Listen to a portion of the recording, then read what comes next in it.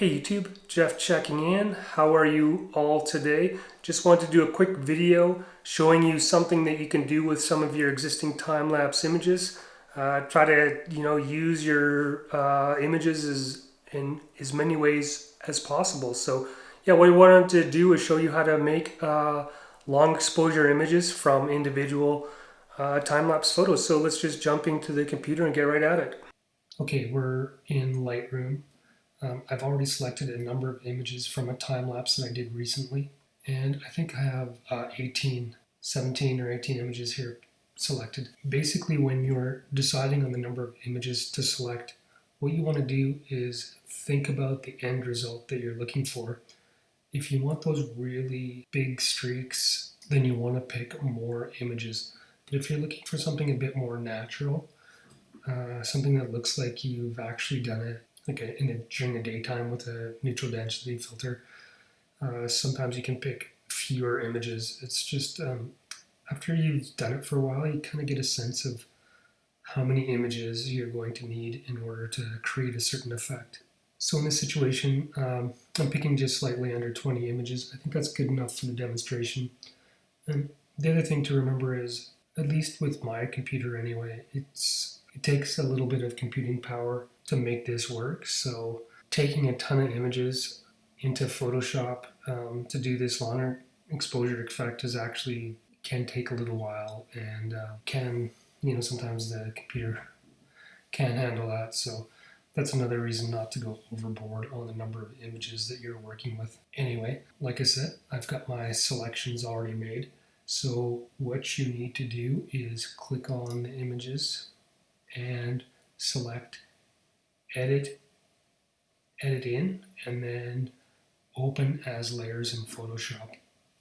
That'll bring all these images that you've selected into Photoshop as separate layers. No, I've already done that because it actually takes a little bit of time for the images all to open in Photoshop. So I'll just switch to Photoshop now. Okay, so I have all the layers visible here on the right hand side. Now this is a series of images that was shot on a tripod, so they are reasonably going to be exactly the same shot. If you're at all worried that you move the image or there was movement at all, you can go in and align the layers. To do that, you have to select all the images, then in edit, then auto align layers, and just click OK. Now I'm not going to do that here because I don't think I need to, but it's sometimes a good practice just to make sure your layers are properly aligned. Okay, and then so back to this, what I'm going to do with these layers now that I've got them all highlighted is select convert to smart object. Okay, we now have the layers converted into a smart object. Make sure this your smart object is highlighted, then go to layers and smart objects and stack mode and mean. This can take a few minutes. Depending on the number of files, it can go really quick. Okay, so that's done now. Then we we rasterize the image. You can see the image now looks like it is a long exposure. There's movement in the clouds, and there's also movement in the leaves along the trees, which makes it seem a little bit more realistic. Now, one thing I recommend is that you don't save this back into your time-lapse sequence, but that you choose another location to save the file, whether or not you do additional processing in Photoshop or take this into another program like Lightroom, which is something that I would do personally, since I prefer to work in Lightroom.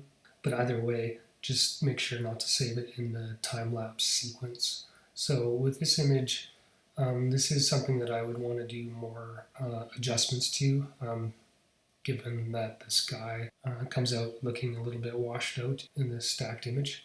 So I'm going to do that right now. And I'm just going to make a few quick adjustments. lower the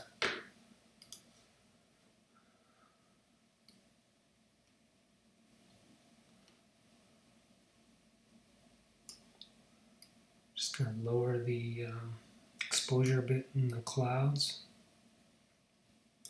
so that the lines in the sky are a bit more dramatic. Maybe add some contrast.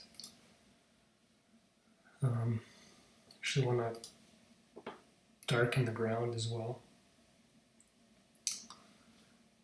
Bring the exposure down a bit in there, and also maybe bring down some of the clarity, some of the sharpness, just to make sure it has that look of long exposure in the ground as well. Actually, I want to have a little bit of vignetting, just the corners were a bit white.